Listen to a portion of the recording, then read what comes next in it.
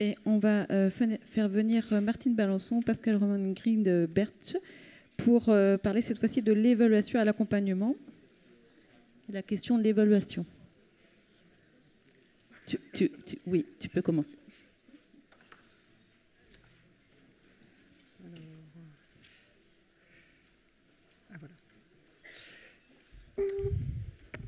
Bonjour à tous. Je voulais remercier la Fédération des CRIAVS d'avoir associé des somaticiens comme moi. Alors, il y en a plusieurs dans la salle, et en particulier la Société française de pédiatrie médico-légale a participé au comité d'organisation de cette audition publique et qui aussi m'a invité à prendre la parole aujourd'hui. Cette parole, je la prendrai en mon nom propre. Donc moi, je suis pédiatre et médecin légiste et professeur associé de pédiatrie au CHU Caen-Normandie, à l'université Caen-Normandie. Je n'ai pas de lien d'intérêt. Voilà. Donc le contexte de l'évaluation clinique pédiatrique, c'est la question qui m'était posée en fait, est très particulier puisque l'évaluation clinique pédiatrique, elle va se faire dans deux spectres particuliers. Tout d'abord, la révélation de faits de nature sexuelle dans un cadre qui est médical, c'est-à-dire ces enfants que les parents nous amènent en consultation parce qu'ils sont abattus d'avoir eu une révélation de faits de nature sexuelle les concernant. Et dans ces cas-là, effectivement, on a une évaluation en santé globale qui doit se faire. Et puis, il y a un autre scope qui est vraiment très important de retenir, c'est celle de l'évaluation de l'enfant et de l'adolescent dans le cadre judiciaire, de la retenue et de la garde à vue, qui est vraiment un cadre très, très particulier, puisque, en fait, le contexte de cette évaluation va être, dans un premier temps, d'évaluer la compatibilité de l'état de santé du mineur avec son maintien en garde à vue dans les locaux dans lesquels il se trouve. Et puis, dans un deuxième temps, ça va être aussi celui de procéder à toute constatation utile, et notamment la survenue et des éléments qui peuvent faire évoquer des violences. Et la question, en fait, dans cette évaluation par voie judiciaire, c'est que la question de la santé globale est probablement complètement, enfin pas que probablement, est complètement gommée. Et qu'il y a une des questions que je vous poserai aussi, moi, à la fin. Comment est-ce qu'on fait le lien entre la question sur la santé globale des mineurs dans ce contexte-là particulier de la mise en garde à vue des enfants ou de retenue, et comment est-ce qu'on fait pour conjuguer le partage d'informations à caractère secret et aussi le secret lié à la tenue d'une enquête. De quels mineurs parle-t-on? Parce que c'était assez large, la commande. En fait, les mineurs, les pédiatres, ils font du 0-18 ans. Donc, bien sûr que la question, c'était de traiter le sujet des prépubères, en tous les cas avec les comportements sexuels problématiques, qui ont été largement évoqués ce matin, puis la question des mineurs pubères. En tous les cas, l'idée de cette question de l'évaluation n'a de sens que si elle s'intègre dans la question du parcours. C'est-à-dire que c'est très important de pouvoir se poser pour évaluer une situation, mais ça n'a de sens que si on prend intérêt sur l'avant et sur l'après. Quel que soit le cadre de la consultation, ce qui amène le soignant, ce qui va occuper le soignant au début, c'est la sidération. En tous les cas, la pédiatre que je suis est parfois sidérée par ces situations de violence sexuelle. Et en fait, ce qu'on nous apprend en médecine, c'est finalement d'avoir un peu un jugement par rapport aux enfants qu'on va voir, parce que ce qu'on nous demande notamment aux urgences, c'est d'avoir un coup d'œil rapide, un coup d'œil 360, je fais le tour de la salle et je sais exactement ce dont l'enfant est atteint. Et là, finalement, ce jugement-là, il faut l'identifier parce qu'il va falloir le mettre de côté, parce que en fait, l'auteur de violences sexuelles prend la figure aussi possiblement d'un monstre. Donc cette posture de jugement, il va falloir faire le deuil de notre impartialité, essayer de se faire un pas de côté et bien identifier ce mouvement pour passer aussi outre cette première étape de jugement. Le mineur, il doit être pris en compte dans la totalité de sa trajectoire. Le mineur, il n'est pas que l'acte qu'il a commis, c'est un enfant, un mineur, un individu en devenir qui a des antécédents, des droits, qui doit consentir à l'examen qu'on lui propose, qui doit aussi pouvoir être protégé, qui doit pouvoir consentir aux examens cliniques et paracliniques, et pour lequel aussi il y a la place des titulaires de l'autorité parentale, en l'occurrence bien souvent les parents. Donc c'est fait en tous les cas de rencontre, de prendre soin, de soucis et de préoccupations autour du développement, autour de ses droits, autour de la confidentialité, autour de son accompagnement, pour faire en sorte que le mineur, auteur de violences sexuelles, réintègre le champ de l'humanité. Donc le cadre de la consultation pédiatrique, en fait, on pourrait proposer utilement qu'elle se tienne dans les UAPED, les unités d'accueil pédiatrique enfants en danger. C'est des unités qui existent depuis 2021 maintenant, Donc merci Monsieur Taquet d'avoir permis leur création.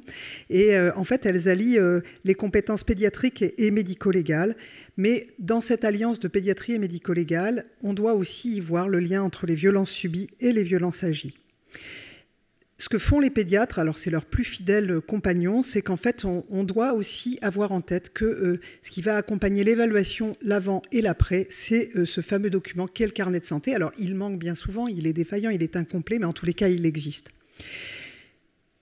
L'idée aussi de cette consultation se passe aussi dans le binôme que peut occuper un pédiatre, enfin en tous les cas un médecin somaticien et un autre professionnel de santé que peut être un assistant social, un travailleur social, un psychologue, une infirmière puéricultrice. L'idée en fait du binôme, c'est que la parole puisse recirculer. La violence isole, le traitement de la violence est probablement la mise en avant de l'altérité et le fait que la parole puisse recirculer. Le déroulé de la consultation qu'on propose est assez standardisé, c'est-à-dire que c'est important d'accueillir le mineur, d'avoir un temps d'accueil et de prendre, entre guillemets, la température. En pédiatrie, on aime bien ça. En tous les cas, on présente le contexte de la consultation au mineur et à ses parents et on voit effectivement, en ayant recueilli le consentement du mineur, comment cette consultation peut se dérouler. Le temps d'échange se passe et on prévoit un temps d'échange avec le mineur, toujours en expliquant au mineur que la consultation, ou en tous les cas l'examen clinique, peut s'arrêter dès lors que le mineur refuse. Et puis c'est important aussi que le mineur puisse être conscient que la confidentialité va être respectée. C'est-à-dire qu'il y a des choses qu'on doit dire, mais il y a des choses qu'on peut aussi ne pas dire. C'est-à-dire que bien souvent, il peut arriver aussi qu'on ait des mineurs qui souhaitent garder un certain nombre d'éléments sous le sceau du secret, leurs relations, leurs amitiés, leur contexte scolaire, etc., ou les dernières bêtises qu'ils peuvent avoir fait. Enfin, voilà. Mais il y a les choses qu'on sera effectivement tenu de dire, notamment les mises en danger, et les mises en danger auto- et hétérographives qu'il faudra aussi nommer comme étant impossibles à garder pour nous. Il y aura ensuite un temps de restitution avec l'accord du mineur à sa famille, mais toujours avec cette notion de consentement et de confidentialité. Et puis les suites de la consultation et les perspectives seront évoquées avec le mineur et ses parents, toujours dans cette idée de trajectoire. La consultation s'adapte à l'âge de l'enfant et à une possible situation de vulnérabilité ou de handicap. Et vraiment, je pense qu'à chaque moment de la consultation, il faut à tout prix que ce binôme, dans l'idéal, évite les postures d'enquête. Donc je vous ai redit sur ce qui était confidentiel, ce qui peut être partagé, pas partagé, ça on en a déjà parlé. L'idée c'est d'intégrer l'enfant dans son parcours de vie et dans son génogramme. C'est toujours très intéressant de savoir qui sont ses parents, si eux-mêmes ont vécu des phénomènes d'agression, quel qu'en soit le type, la question des frères et sœurs, voilà. On peut aussi interroger la question des violences subies antérieures ou des négligences avec les mêmes questions ouvertes que celles qu'on pose dans les situations d'enfants victimes de violences. Le carnet de santé sera consulté et l'évaluation en santé se fera au sens de la définition de l'OMS, c'est-à-dire la santé physique, psychique, sociale, dans une approche intégrée. L'état général sera apprécié, la scolarité, les pensées envahissantes, la consultation des écrans, la vie sexuelle antérieure active et le développement psychosexuel, psychomoteur et les compétences psychosociales seront évaluées. L'examen clinique pédiatrique sera proposé, l'évaluation de la croissance notamment, c'est un élément très intéressant sur la question des trajectoires. Tout ça sera fait pas à pas avec un recueil du consentement du mineur à chaque étape. Un examen clinique sera proposé avec une recherche des lésions cutanées, notamment des scarifications, et aussi une attention particulière sur l'état bucco-dentaire qui est un signe très important, notamment des contextes de négligence. Aucun examen périnéal ne sera réalisé. En conclusion, dans les examens pédiatriques et les évaluations pédiatriques qui sont celles d'une évaluation dans une trajectoire de vie, la première chose, c'est primum non nocere, c'est ce qu'on apprend en médecine, c'est d'abord considérer le mineur comme étant un enfant, un adolescent en cours d'évolution et de constitution. La confidentialité sera respectée à chaque fois. Et sur la question de l'entretien, il faudra toujours se centrer sur les besoins fondamentaux du mineur. C'est-à-dire que quand on perd pied dans un entretien, il faudra effectivement s'accrocher sur cette question de besoins fondamentaux. Le lien entre les violences subies et les violences agies sera très intéressant à considérer et toujours à avoir en tête. L'examen clinique sera réalisé uniquement si le mineur y consent. L'idée, encore une fois, c'est que ce mineur se réapproprie son enveloppe corporelle dans la question d'une trajectoire de vie. Et puis une proposition aussi, qu'est-ce qui se passe dans le contexte de garde à vue et de retenue? Qu'est-ce qui se passe sur la santé globale? Et je pense qu'on pourrait réfléchir ensemble, alors je soumets ça au comité d'organisation, quel lien pourrait-il y avoir entre les services d'enquête, les services de protection de l'enfance et le médecin prenant en charge les mineurs dans une perspective d'évaluation globale qui va bien au-delà que ce que les collègues juges des enfants ont expliqué ce matin. Je vous remercie.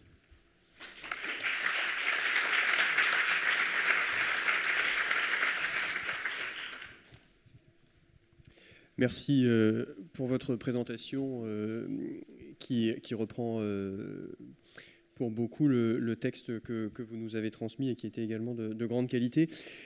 Cependant, vous n'avez pas réinsisté dans votre présentation sur un point qui nous intéresse autour de l'évaluation de l'auteur et de la victime, dont vous indiquiez à l'écrit qu'il ne vous paraissait pas pertinent qu'elle soit accomplie par le ou les mêmes professionnels.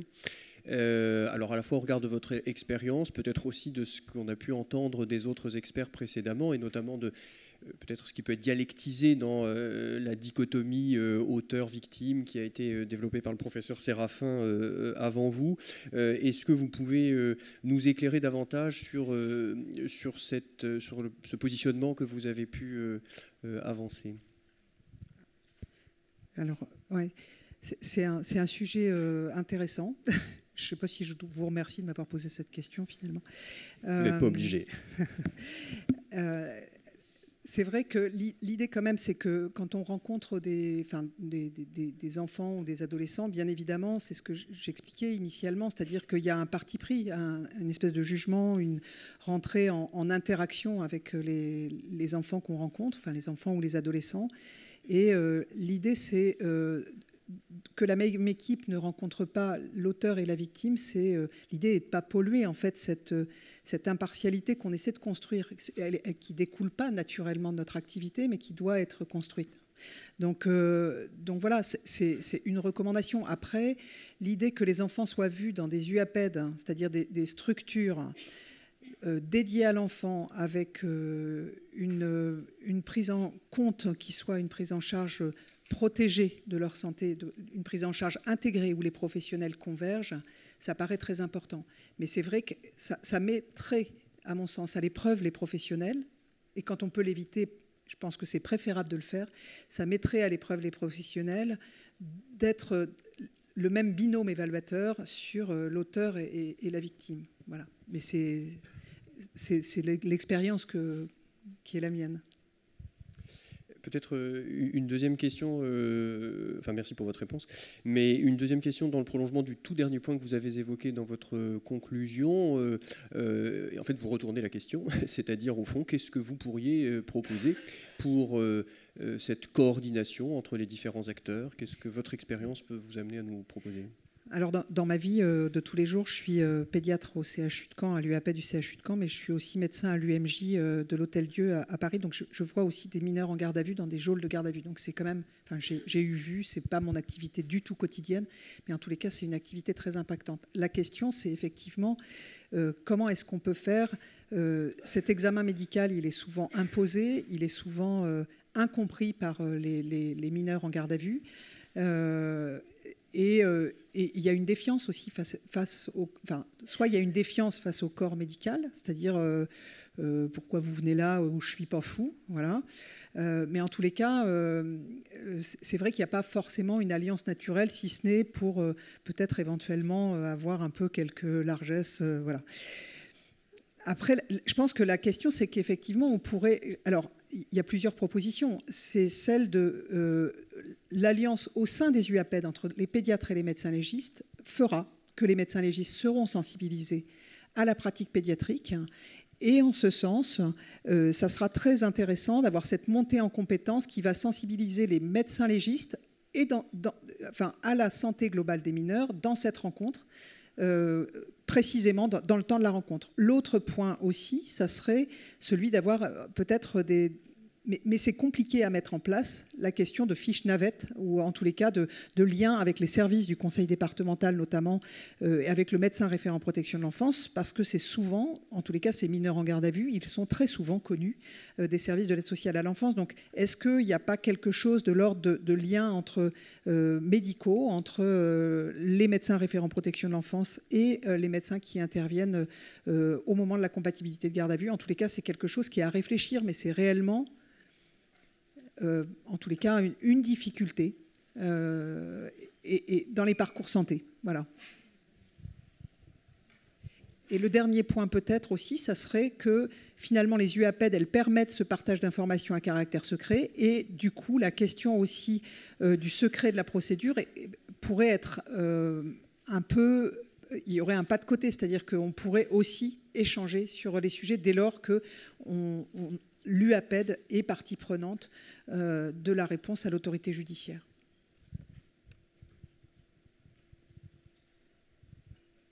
Oui, Armelle Aquet, pédiatre UAPED. Martine, pour les... Bon, on est toutes les deux et beaucoup de pédiatres de l'UAPED convaincus de l'intérêt de l'évaluation globale de la santé des mineurs. Tu parles là de l'évaluation médicale dans le cadre d'une garde à vue d'un auteur de violences sexuelles, mais je pense qu'ils ne sont pas tous, en fonction de comment ça a été qualifié, l'infraction dans ces circuits de garde à vue et donc soumis à un examen médico-légal. Comment on pourrait envisager aussi des liens plus étroits entre les UAPED et les CRIAVS, parce que je pense que ce n'est pas uniforme, et aujourd'hui c'est très bien qu'on puisse se réunir pour que les CRIAVS, qui des fois sont dans le circuit concernant les auteurs de violences sexuelles, puissent solliciter les UAPED, avec aussi cette question que tu soulèves du maintien de la confidentialité, ou dans quelle mesure on va pouvoir lever le secret pour avoir quand même quelques éléments de contexte qui nous permettront de donner une réponse un peu plus juste aux besoins de l'enfant dans sa situation singulière, en fait.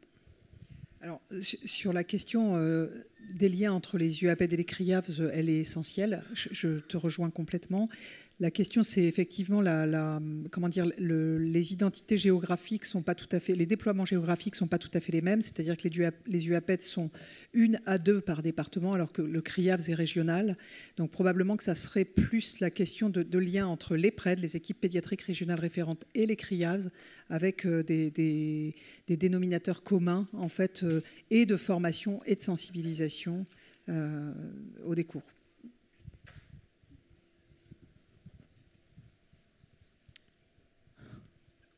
Il y a une dernière question et après on s'arrête. Oui. Bonjour.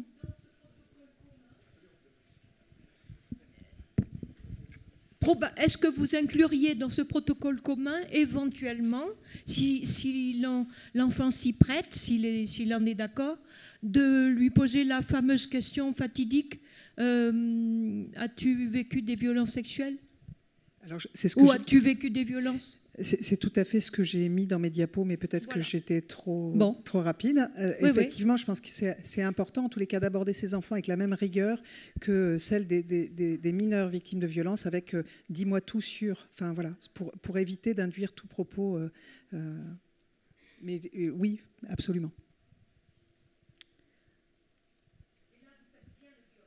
On enchaîne ?